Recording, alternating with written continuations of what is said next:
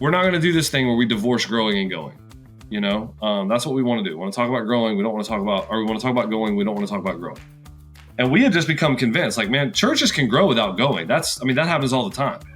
But you cannot go without growing. If you're going to be a church that has any type of rhythm to your actual sending, whether that's once every year, once every 5 years, whatever it is, there's an assumption there that the harvest, like, there's something being replenished. You're listening to episode 161 of the Missional Marketing Podcast. My name is Bart Blair. Thanks for tuning in to this week's episode. If you happen to be new to the show, checking it out for the first time, thanks for doing so. If you get all the way to the end of this episode and you found it to be helpful, I'd love for you to do two things. One, please share this episode with a friend, someone that you know who you think might benefit from it. And please subscribe wherever you listen to your favorite podcasts so that you don't miss any future episodes. We've been producing this podcast since 2020 with the goal of helping churches grow by leveraging digital marketing and effective communications. And while 95% of the time on this podcast, our conversations are centered around marketing and communications in the local church, today our conversation is focused on church growth, less so about marketing and communications, and more so about mission and culture. Our guest today is Pastor Andrew Hopper, who is the founding and lead pastor at Mercy Hill Church in North Carolina. It's a church that I've absolutely loved tracking with the last few years as God has just been doing some great things in and through their ministry.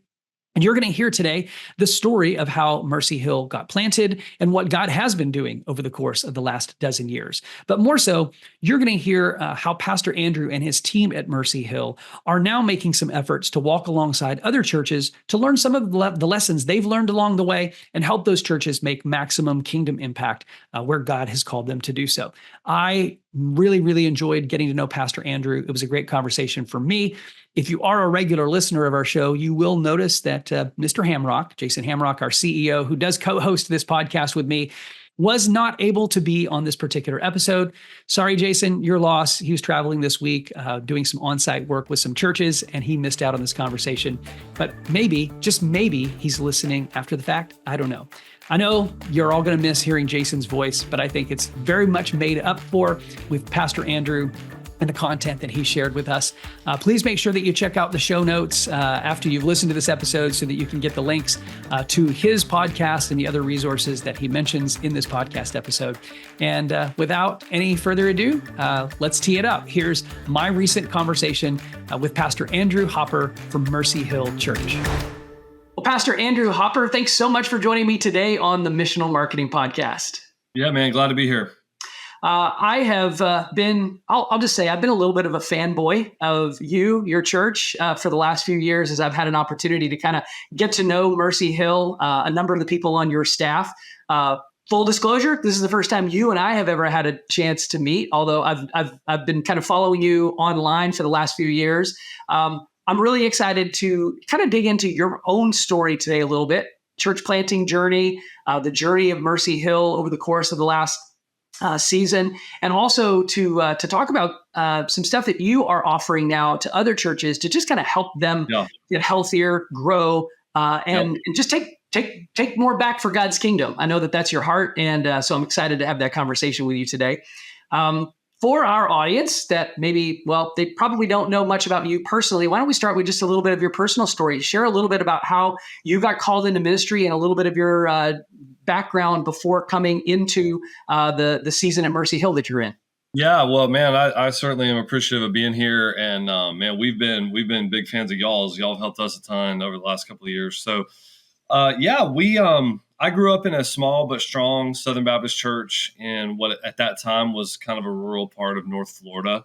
It's not now. Jacksonville has just totally taken over everywhere, but it was a good church, man. We learned, Bible and missions and just the whole deal. Very normative kind of upbringing with the Southern Baptist. And in high school, I really started feeling the call to ministry. Kind of had the old school call.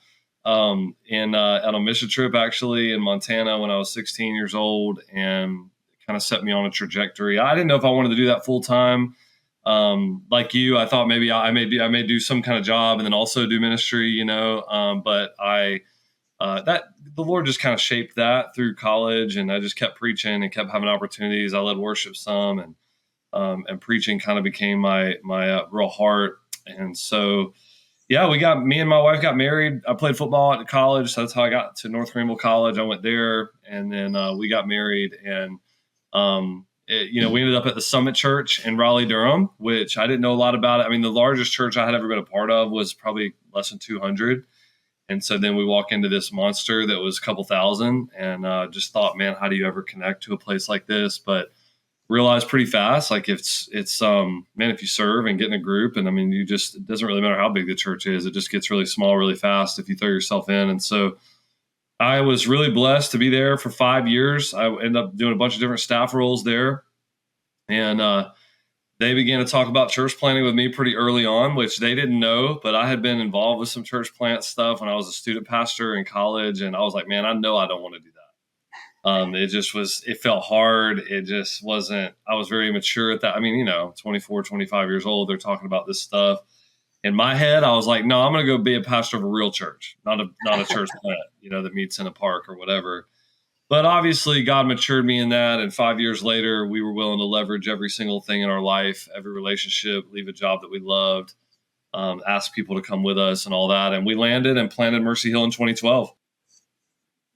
Okay, so 2012. What were the early days of Mercy Hill look like? And let's talk about geographically. Where did you plant Mercy Hill, and what were sort of the initial stages of that church plant? What did that look like? Yeah, so the Summit, they were wanting to plant. They have a big vision of planting churches, and the Summit Church in Raleigh-Durham, Pastor J.D. Greer is kind of my mentor / kind of older brother in ministry, very good friend of mine. Not old enough to be a dad, but maybe a little older than an older brother. So he's kind of an uncle maybe to me a little bit. But they wanted to plant churches, and they started talking to me about it. And the thing was, man, you probably remember this. I mean, in 2009, 10, it was 829 and Keller and Go to the City and all this stuff. And back then it was like, if you ain't going to San Francisco, don't even worry about it. Mm-hmm. If you're not going to Boston, don't even. And that's just not who I am, man. I grew up on a dirt road in North Florida. My wife is from Powdersville, South Carolina. We live on a little farm here, produce a lot of our own food now. That's who we are, like in our heart. And I was like, dude, if an angel tells me to go to like LA, I'll go, but I don't want to. and I had a lot of, I felt a little like, man, almost like guilty about that. But they were really cool about saying, hey man, just why don't you look in North Carolina and see if there's a good spot that you feel like you can land. We read a good book called Church in the Making by Ben Armet. It wasn't, I didn't go back to my hometown, but kind of the idea was, go somewhere where you feel like you can actually thrive as a family and all that. And so that, Raleigh-Durham is probably an hour and a half away. I'm not from North Carolina. My wife isn't, but we felt like the culture here was close enough to home that we felt like we could be successful. And so, we packed it up and moved about an hour and a half down the road to Greensboro, North Carolina. So if you're looking at North Carolina, we're dead middle of the state north. I probably live right now 30 minutes from the Virginia border.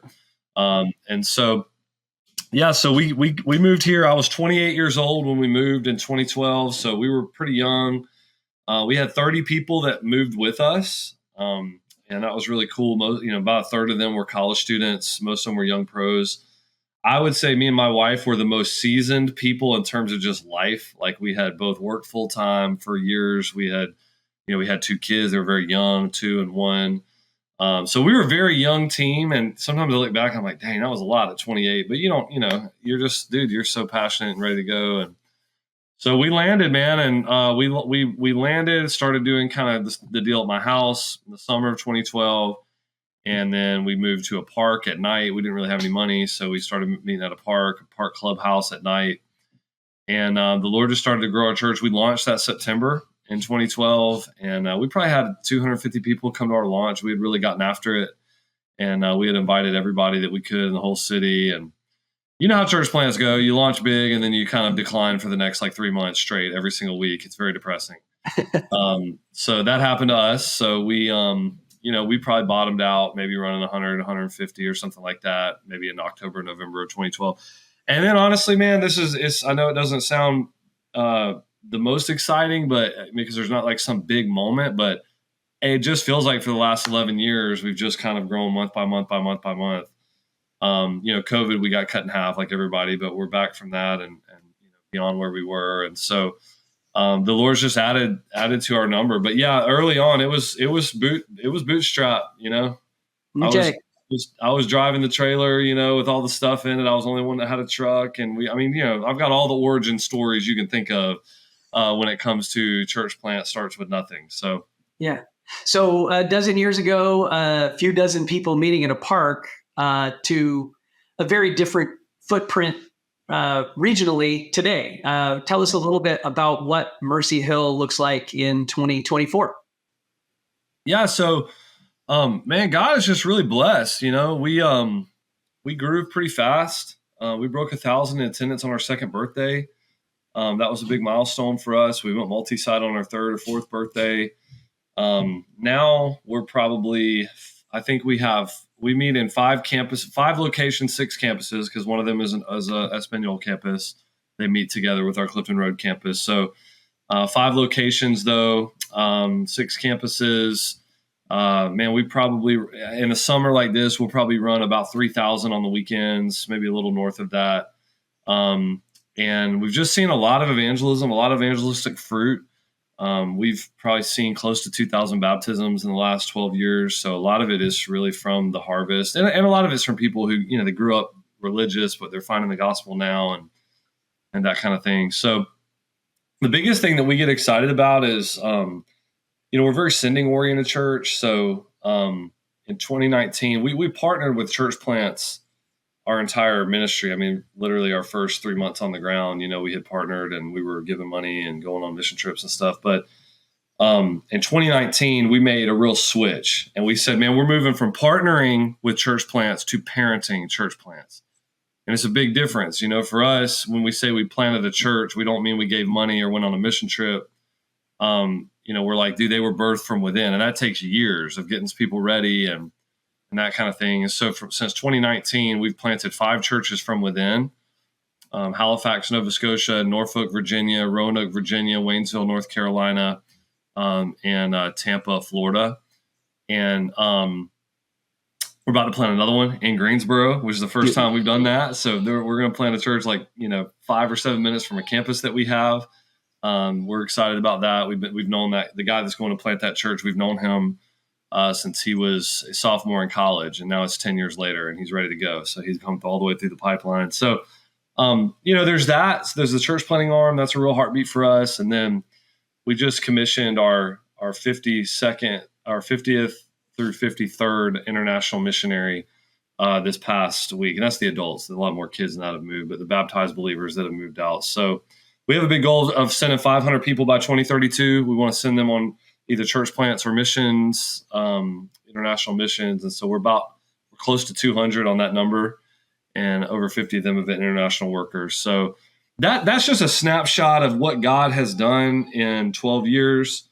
And man, I always tell our church, we praise God for it. We know it's not, quote, normal, but I also really believe God is just scratching the surface of what he wants to do here in our generation. So we're excited about the future. For a guy like me, it's very inspiring. I don't aspire as a pastor, church planter myself. I don't aspire to, honestly, I don't aspire to pastor a large church, but I aspire to pastor and be a part of a disciple-making church that is an equipping and sending church. And that to me is one of the things that I admire the most about your ministry. It's not necessarily the size. It's not the number of campuses that you have. As those of us in the church world say, it's more about your seating capacity that is your sending capacity. I love the fact that you're sending. You've got numbers tied to that. You have a number of people that you want to send, because most churches never get there. And so I praise the Lord for what he's done in your church and through your leadership, and excited for what God has in the future. Yeah, right, me too, man. Me too. Let's talk about this reality. For a lot of pastors who have planted churches that have grown to be very large churches, on one level, I can say, although you are pastoring what we would consider to be a fairly large church now, you've pastored churches of variety of different sizes. It's all been the same church, but you've pastored a church of a few dozen people, right, a few hundred people, 1,000 people, now into the thousands with multiple campuses. I want to talk a little bit about just sort of your experience, your strategies, some of the things that practically you've had to do to flex to get there. But before we get to that part of the conversation, I really want to talk a little bit about. I'm just going to assume that a lot of people in our audience, if they think of North Carolina, they're probably thinking Bible Belt, buckle of the Bible Belt. There are a lot of churches in North Carolina, in your area. There are a lot of good churches. Yet you're reaching people who are far from God. You're not just reaching other churched people. Now, in the area where you are, there's certainly a lot of people moving there for high-tech jobs, and that's probably news to some people, that there is a lot of high-tech work in North Carolina. So there are a lot of new people moving to the area. What do you guys do? What do you think that your sort of strengths are as a church to sort of uniquely position yourself to connect with people who are maybe unchurched or dechurched? What are the things that make Mercy Hill effective in those areas? Well, I would say dechurched more than unchurched. Greensboro is growing. Greensboro, Winston-Salem, High Point, that's the triad. The triangle, Raleigh-Durham, Chapel Hill.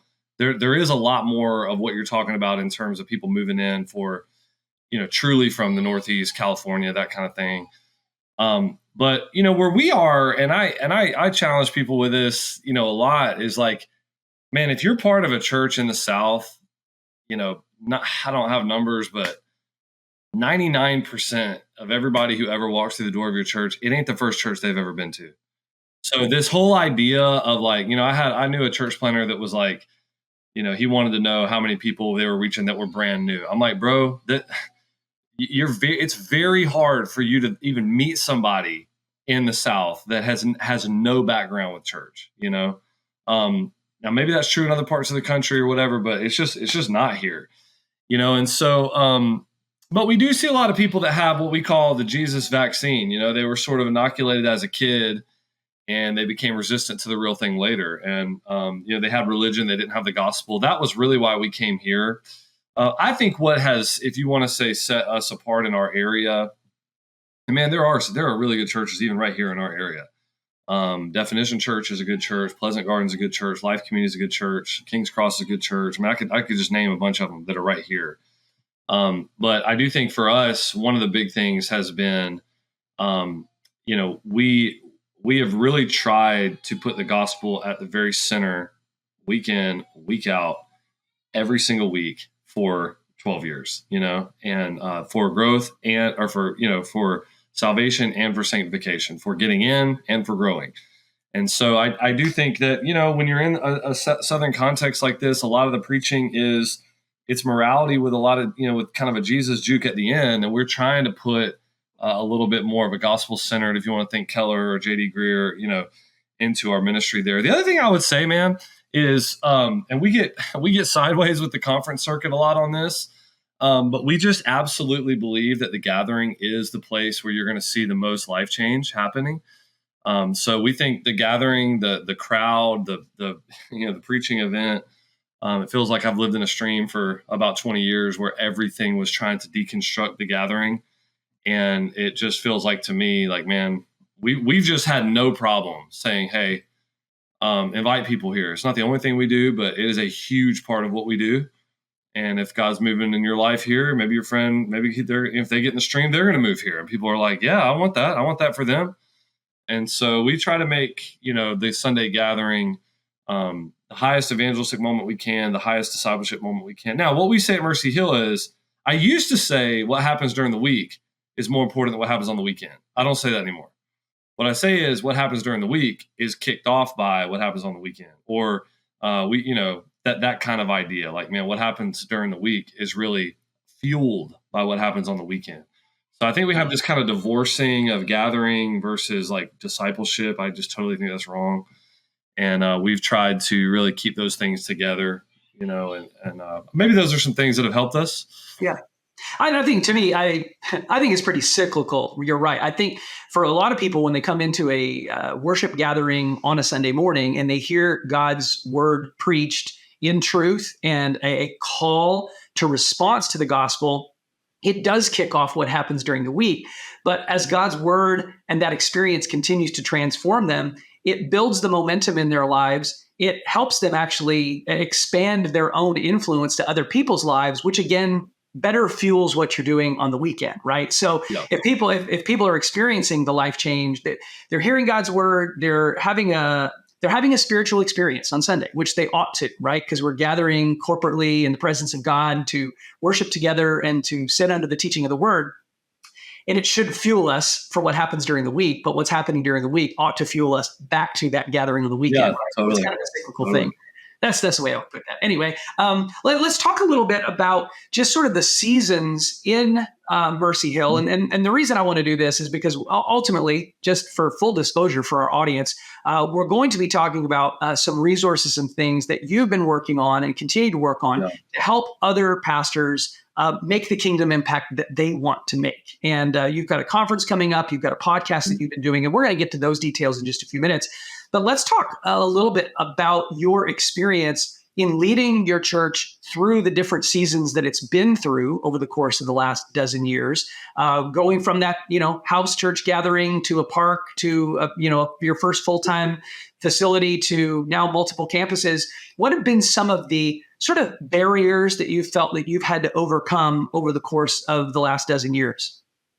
Yeah, I think that one that comes to mind immediately is the communication barriers. Your team is growing. So Larry Osborne does a really good, talk on this, where it's like, when you go from one staff to two, you're only adding one additional line of communication. But when you start going to 3, 4, 5, 6, because they all have to communicate with each other, you thought you were adding lines of communication when actually you were multiplying lines of communication. And so I think that, when a church is small, everybody's sort of on the same page. And then you start growing. And then at some point you start getting, a team together that, whether they're staff or whether they're high-end volunteers or elders or whatever, and you're just adding one more, but you don't realize that every time you add one, you multiply the lines of communication. And it's very easy for things that you thought were very simple and were, everybody was on the same page about to not be. And so I think every time the church grows, there's an issue there that causes some adjustment, it maybe even a restructure. A lot of it is communication oriented. Michael Fletcher told me, who pastors Manna Church in Fayetteville, North Carolina, great church, thousands of people. They got to reach 500 people a year just to stay flat because they're in Fayetteville, and the military, pulls people out of their congregation every year and sends them all over the world, which is kind of cool.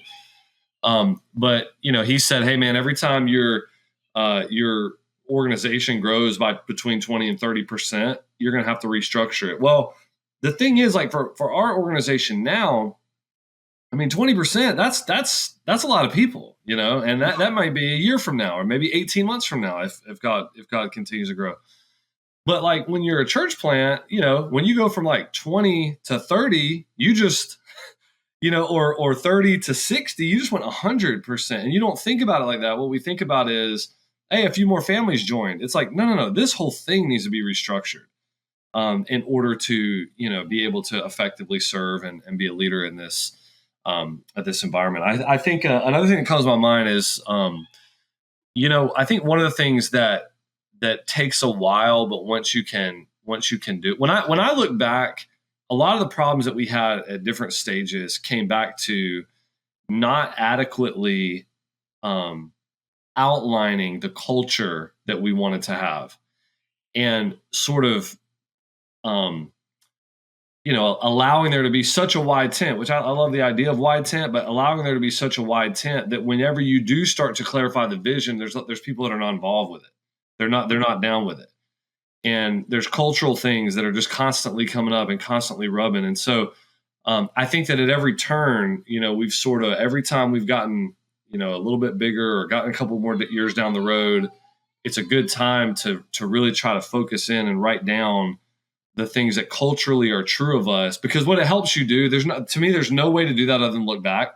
But once you can do it because you're looking back, then you have a chance to write those things down and start looking forward as people are coming in. What does it mean?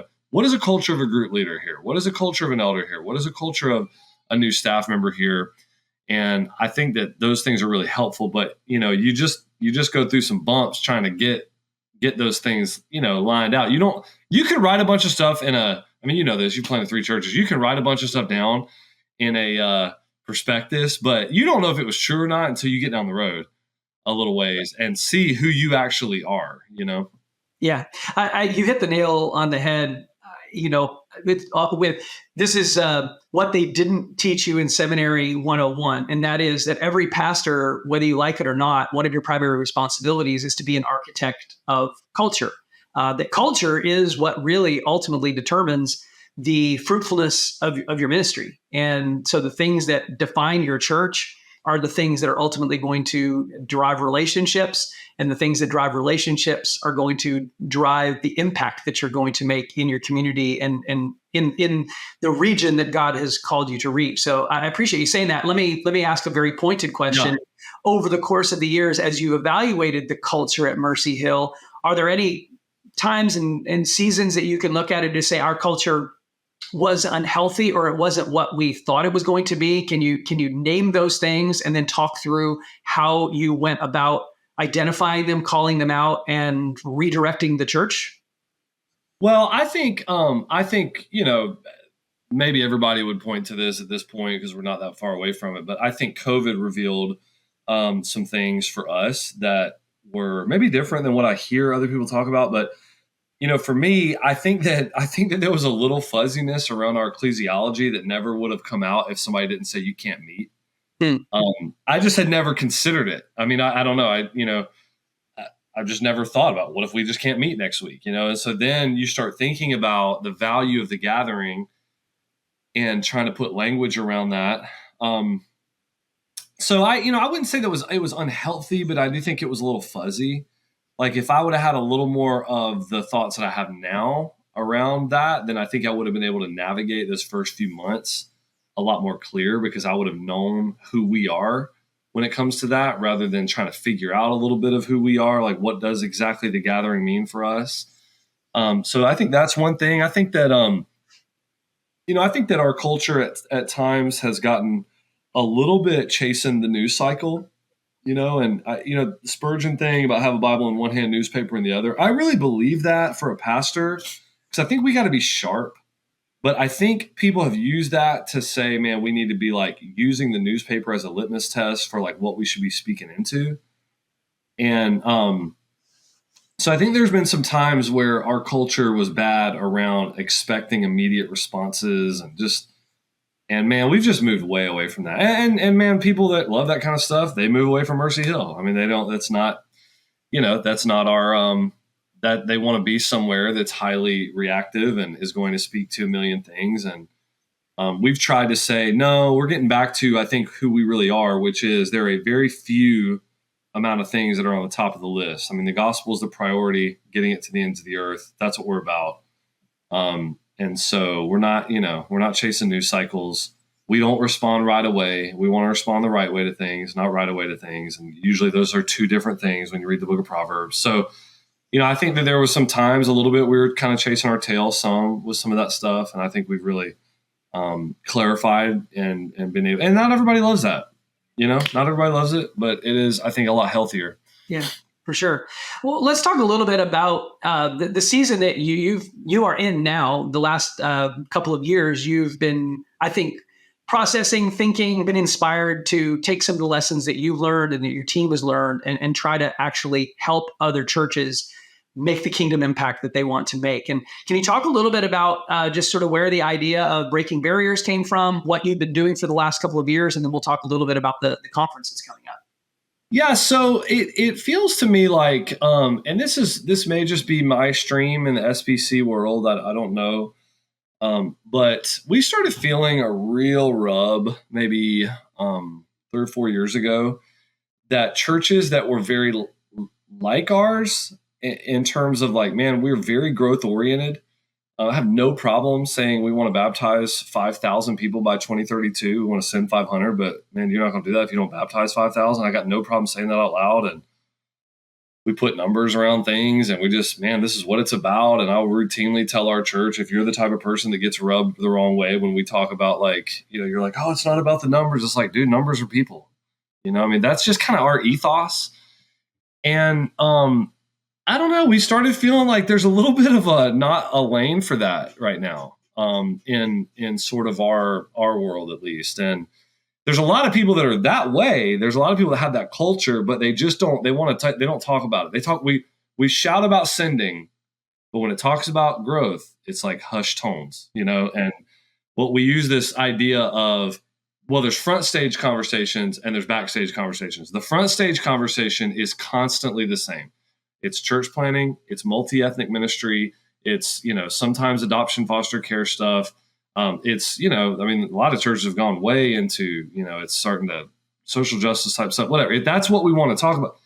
But the backstage about what first time guests and website views, and man, how do you actually start a new series with a hook to try to get people to stay? I mean, just all that feels very icky for people. I mean, not for me, but for a lot of people, they're just like, ooh, I don't like that. That feels corporate.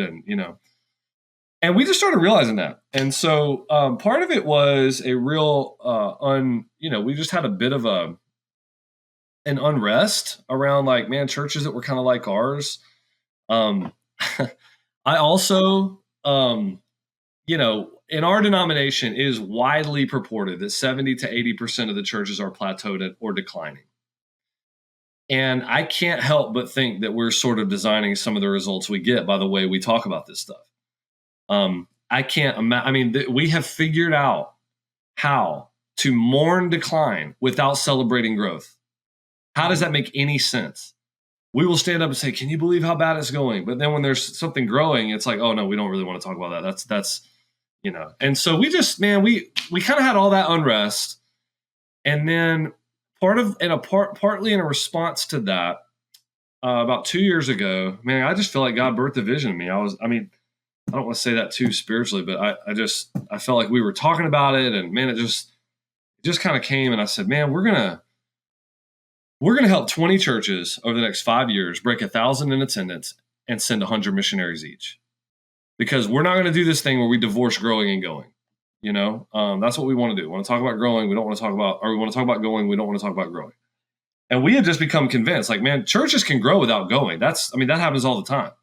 But you cannot go without growing. If you're going to be a church that has any type of rhythm to your actual sending, whether that's once every year, once every 5 years, whatever it is, there's an assumption there that the harvest, like there's something being replenished.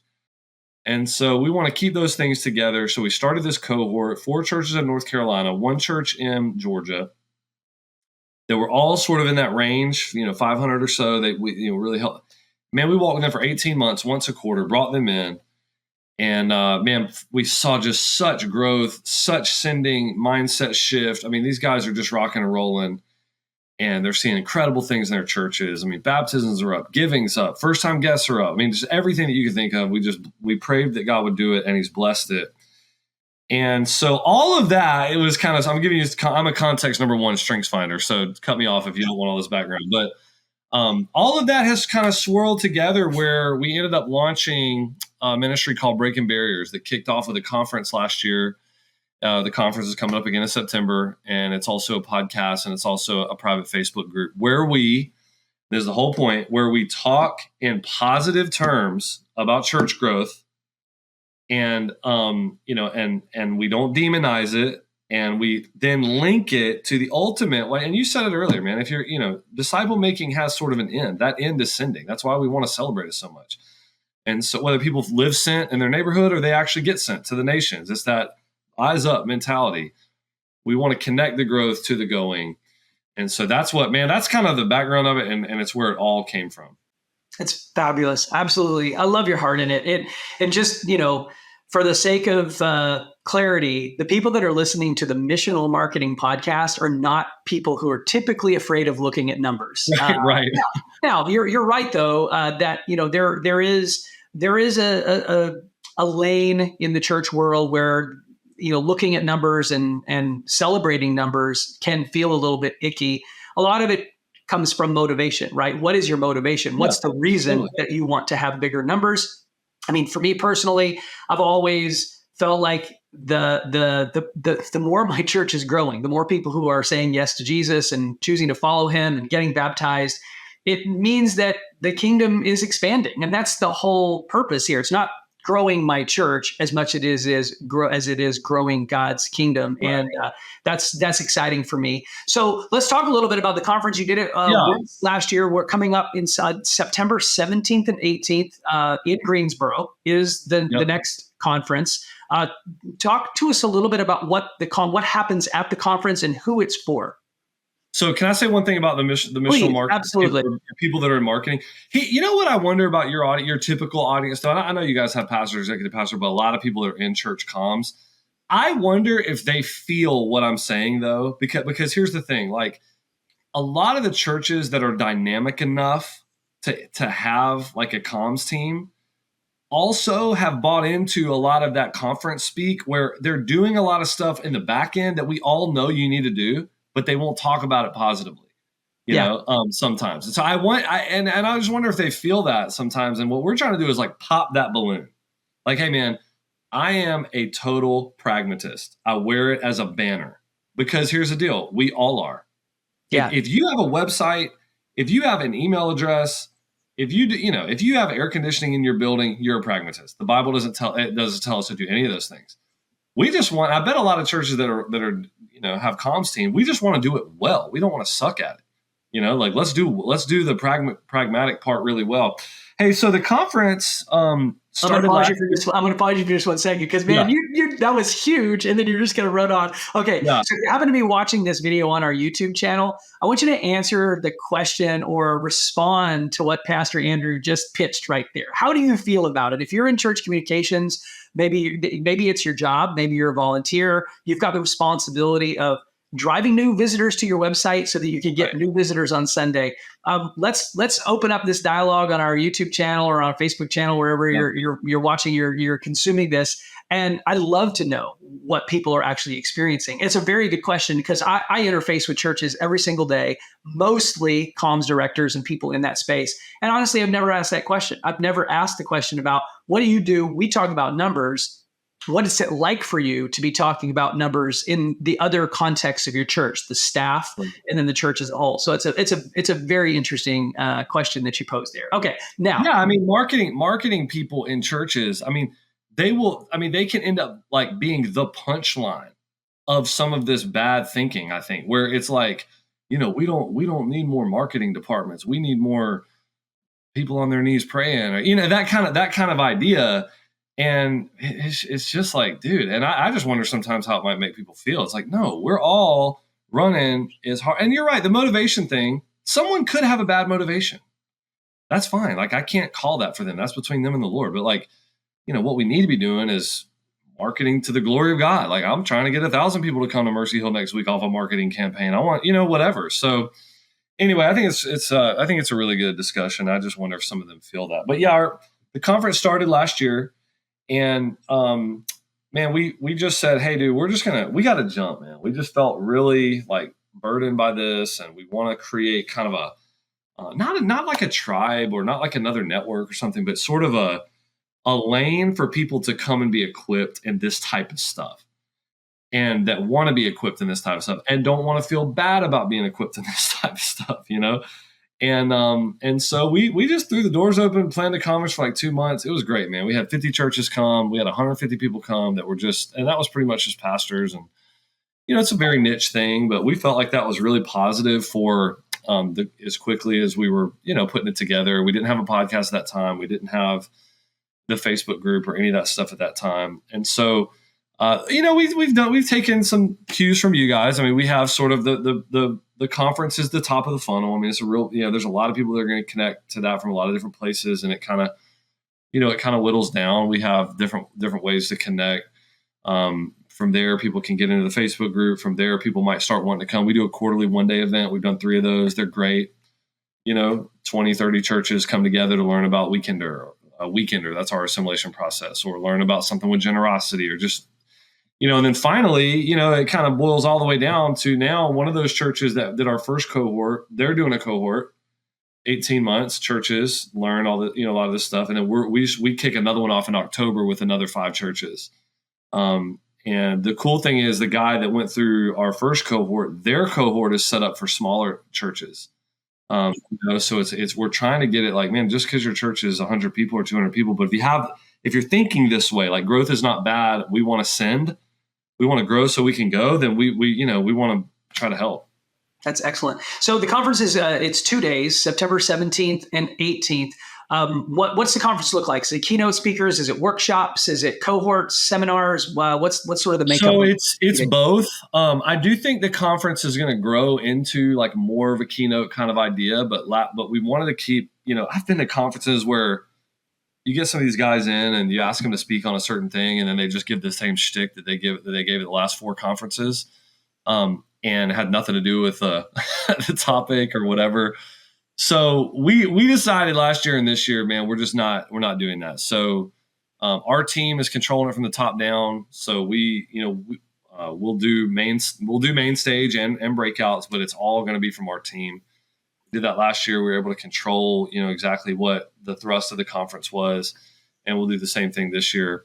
It'll be practical, man. There'll be a bunch, we'll do some main stage stuff that is around church growing and going, same ideas, different, turn the diamond on it. And then there'll be breakouts that are highly practical,